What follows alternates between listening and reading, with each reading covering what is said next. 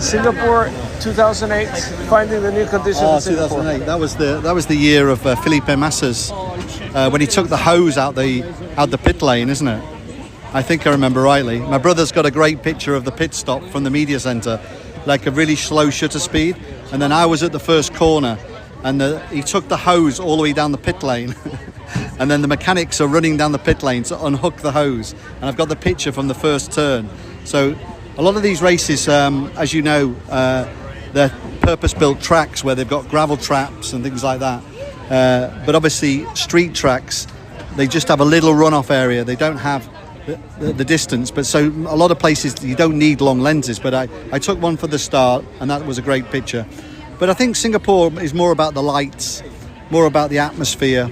Obviously the temperature is very hot, very humid, but generally you're just shooting under very, very beautiful lights, and you've got the sunset. I remember that first year there was a really nice sunset. So coming into the last turn, there's a lot of palm trees running along the edge, and you had this beautiful shot with the sunset as it dips down, and then the car coming around the corner. But obviously the cameras have got so much better as well, because they can adjust to the light. You can increase the ISO. There's hardly any pixelation. The ISO now can go to sort of 3 or 4, 5,000 ISO. Whereas obviously when you were shooting film, you had a limit. You had 100 ISO, 200, and sometimes you got 400. And then eventually Fuji brought out a 1600 ISO film, which I used in Japan quite a lot. But I mean, Singapore is beautiful.